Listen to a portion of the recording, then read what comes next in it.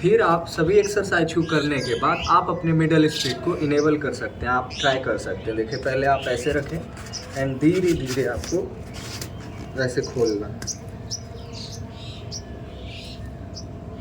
आप जिस जगह से जा सकते हो वहाँ पर आपको होल्ड करना है, फिर आपको ऐसे।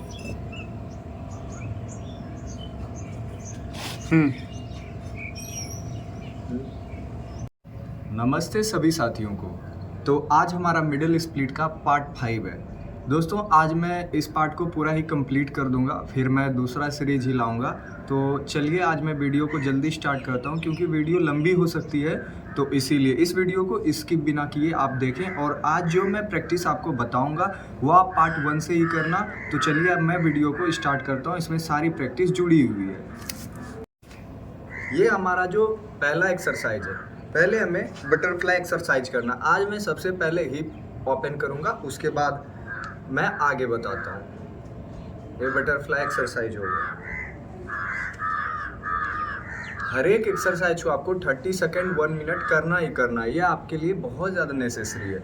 इसी में हम आपको क्या बताएंगे, अभी आपने जो ये बटरफ्लाई किया है, बस इस बटरफ्लाई में जहाँ तक आपका ये जा सकता है इसको लॉक करना है। आपके हिप पर प्रेशर आने वाला है काफ़ी ज़्यादा, इसको लॉक करके 30 सेकेंड रोटेट, आप जितना आगे जा सकते हो रोटेट, ऐसे करके रोटेट करना। पहले आप सीधा से रोटेट करना, उसके बाद डायरेक्ट इसको अपोजिट करना। ये अपोजिट साइड हमारा रोटेशन हो गया। तो ये हमारा हिप का जो है पहला बटरफ्लाई, और दूसरा ये वाला हो गया। मैं अब हिप का जो हमारा दूसरा एक्सरसाइज होने वाला है, आपको कुछ इस तरीके से करना है। पहला पैर मैं इस तरीके से खोलूंगा और दूसरा इधर, एंड आपको पुश एंड पुल। इससे जो आपको है इस एरिया पे बहुत ज़्यादा प्रेशर आने वाला है और आपकी हिप ओपन होने वाली है। दोस्तों जब आपका हिप ओपन होता है तो आप बहुत सारे आसन को आराम से कर सकते हो।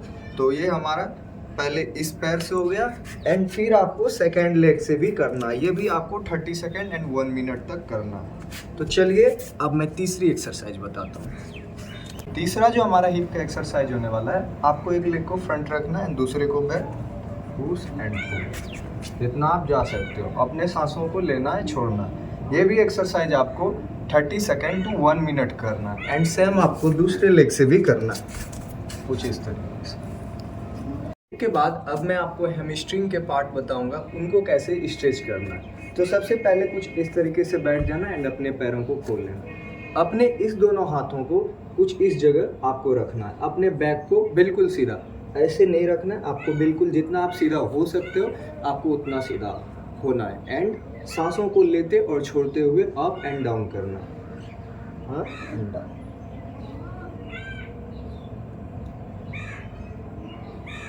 सेम आपको दूसरे लेग से भी करना है। ये एक्सरसाइज भी आपको 20 टू 30 सेकेंड करना है। अपने स्ट्रेंथ के अकॉर्डिंग आपको एक्सरसाइज करनी है।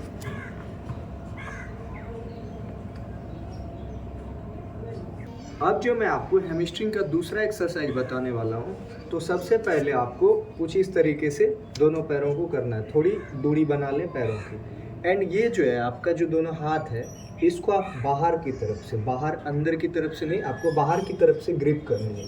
एंड अपने इस बैक को पूरा स्ट्रेट रखना है एंड होल्ड। जितना देर आप होल्ड कर सकते हो, 20 सेकेंड, 10 सेकेंड, 30 सेकेंड, जितना आप होल्ड कर सकते हो। इससे आपके हैमस्ट्रिंग पर काफ़ी ज़्यादा प्रेशर आएगा। तो ये हमारे हैमस्ट्रिंग की दूसरी एक्सरसाइज हो गई। अब जो है मैं आपको इनर थाई के एक्सरसाइज बताने वाला हूँ। तो मैं सबसे पहले आपको इनर थाई के लिए बताता हूँ कुछ डायनामिक एक्सरसाइज। ये देखें, मैं पैरों को खोलें कुछ इस तरीके से। आप में दोस्तों ये चीज़ों को करने के लिए पैसेंस होना चाहिए। आप एक्सरसाइज कहीं से भी कोई सा भी करो, आपके अंदर अगर पैसेंस नहीं है, डिसिप्लिन नहीं है, तो आप इस मिडल स्प्लिट को पूरा नहीं कर सकते हो। आपको धैर्य चाहिए। चाहे आपको 3 मंथ लग जाए, 4 मंथ लग जाए, तो आप कर सकते हो। मेरी वीडियो देखो, पार्ट 1 से आप करते रहो तो हो जाएगा। ये देखो कुछ इस तरीके से आपको प्रेशर भी देना है, ऐसे। इससे आपके इनर थाई पर काफ़ी ज़्यादा प्रेशर आएगा। तो आपको मिडल स्प्लिट करने में जो सबसे ज़्यादा इंगेजिंग मसल्स होती है, तो वो स्ट्रेच होगी। दूसरा हमारा जो सबसे फेवरेट एक्सरसाइज रहने वाला है, खत्म। ये हमारा दूसरा इनर थाई के लिए सबसे बेहतरीन एक्सरसाइज है। इसमें हमारा पेल्विस भी इंगेज होगा और एब्स की भी मसल्स इंगेज रहेंगी। ऐसे आपको कुछ इस तरीके से रोटेट करना है। आप जितना देर कर सकते हो, 10 टाइम 20 टाइम। पहले आपको इस तरीके से करना है, देन अपोजिट। ये हमारा जो तीसरा एक्सरसाइज रहने वाला है, जो सबसे इम्पोर्टेंट मसल है स्ट्रेच के लिए, इनर थाई। तो सबसे पहले आप एक पैर को ऐसे चेयर पर रख देंगे एंड दूसरे पैर को ऐसे। ये आपका एंकल जो है उठा भी रह सकता है एंड ऐसे भी थोड़ा रह सकता है। एंड आपको अप एंड डाउन, ये कम से कम आपको 30 सेकेंड 20 सेकेंड भी करते रहना। कर दिया।